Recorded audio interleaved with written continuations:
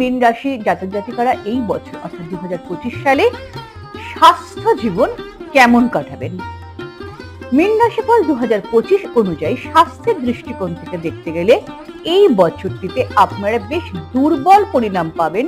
সেই কারণে আপনাদের এই বছরটিতে সব সময় অর্থাৎ সর্বদাই আপনাদেরকে যথেষ্ট পরিমাণে সজাগ বা জাগরুক থাকতে হবে, অর্থাৎ আপনাদের সচেতন থাকতে হবে।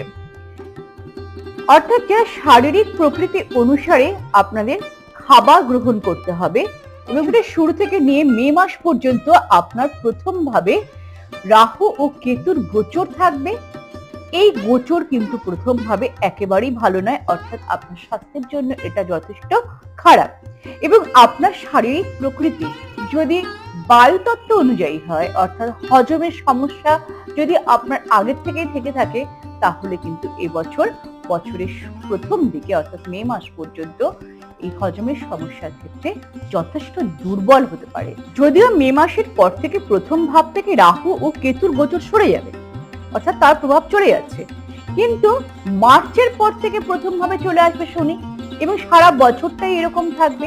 সেই কারণে আপনার শরীরের দিক থেকে আপনাকে যথেষ্ট যত্নবান হতে হবে, অর্থাৎ আপনার খাদ্যাভ্যাস সঠিক করতে হবে, অর্থাৎ ডায়েট চার্ট মেনটেন করতে হবে এবং তার সাথে সাথে কিন্তু আপনাকে শরীর চর্চা অর্থাৎ যোগাসন বা কোনো এক্সারসাইজ নিয়মিত রূপে করতেই হবে। তাহলে প্রথম ভাবে শনির গোচর কখনো ভালো হয় না এবং শরীরের দিক থেকে এটা যথেষ্ট দুর্বল করে দেয় এবং যেটা সব থেকে বেশি করে আপনাকে অলস করে দিতে পারে এবং খাদ্যাভ্যাসের ক্ষেত্রে একটা ভারসাম্যহীনতাও তৈরি করে দেবে এবং ফলে কি হবে, আপনার ফিটনেস হ্রাস পাবে।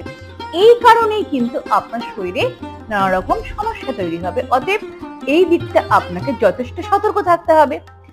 আর যদি আপনার কোমরে, বাহুতে, হাঁটুতে সমস্যা অলরেডি থেকে থাকে, তাহলে কিন্তু আপনি এবছর যথেষ্ট সচেতন হয়ে যাবেন এবং আর যদি না থেকে থাকে তাহলে কিন্তু এই সমস্যাগুলো কিন্তু আসবে এবং সেটাতে আপনি যথেষ্ট অস্বস্তিতে পড়বেন।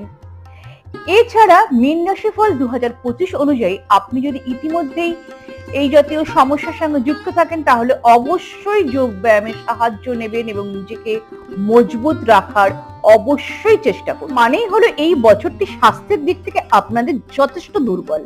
অতএব আপনাদের সব সময় সজাগ থাকতে হবে, সচেতন থাকতে হবে এবং সঠিক খাদ্যাভ্যাস ও জীবনধারা গ্রহণ করতে হবে। তাহলেই আপনারা অনেকটাই এই সমস্যার থেকে নিজেকে মুক্ত রাখতে পারবেন। এবারে বলবো